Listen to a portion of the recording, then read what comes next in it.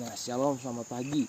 Ada 3 hal bagaimana kita sebagai murid Kristus menjalani kehidupan sebagai murid Kristus. Yang pertama, setia di dalam firman Tuhan.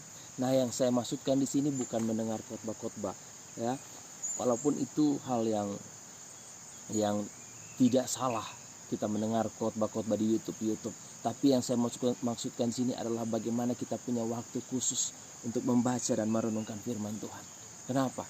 Banyak orang Kristen yang bertumbuh tapi bertumbuh tidak benar, bertumbuh bukan ke arah Kristus tapi bertumbuh ke arah dunia. Ya, kenapa?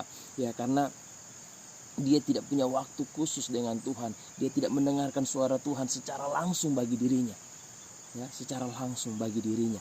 Nah, apa yang dikotbahkan oleh pendeta-pendeta itu bagus, itu firman Tuhan, tapi itu apa yang dia dapat untuk dirinya. Nah, beda itu kalau kita mendapatkan langsung daripada Tuhan, itu sangat-sangat berbeda. Pewahyuan yang kita dapat dari ketika kita membaca firman Tuhan itu sangat berbeda. Ya, yang kedua kita harus punya waktu khusus berdoa. Nah, banyak orang Kristen ditanya apakah kamu suka berdoa, dia bilang ya saya berdoa setiap hari, bahkan di jalan.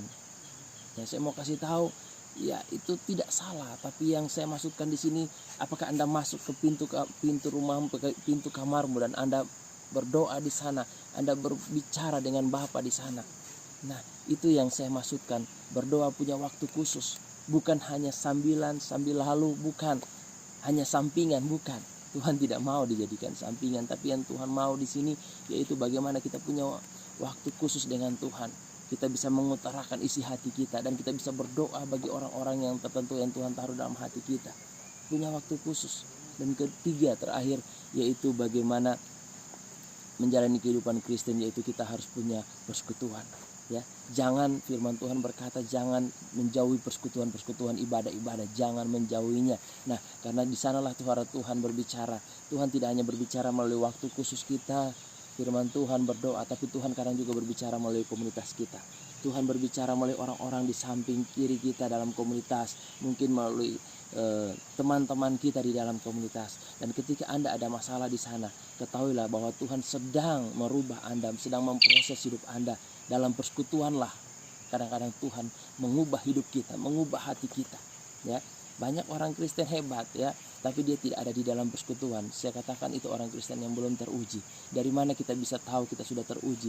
Yaitu ketika kita setia di dalam persekutuan. Ketika kita ada masalah, kita tidak lari meninggalkan persekutuan itu, tapi kita ada di sana dengan rendah hati, kita mengakui, kita menyelesaikan persoalan itu dengan kedewasaan. Dan itulah yang Tuhan inginkan. Jadi jangan menjauhi persekutuan-persekutuan dimanapun.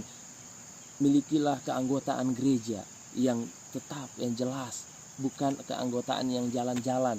Memang semua gereja itu kita bisa beribadah dimanapun kita berada, kita bisa beribadah, tapi kita harus punya keanggotaan yang jelas. Di sanalah kita dibentuk, di sanalah kita memiliki seorang gembala, supaya benar-benar gembala dan kita bisa memiliki hubungan satu sama yang lain, dan kita bisa saling melengkapi satu sama yang lain. Jadi ada 3 hal sekali lagi. Pertama, membaca firman Tuhan, berdoa dan bersekutu. Demikian, shalom.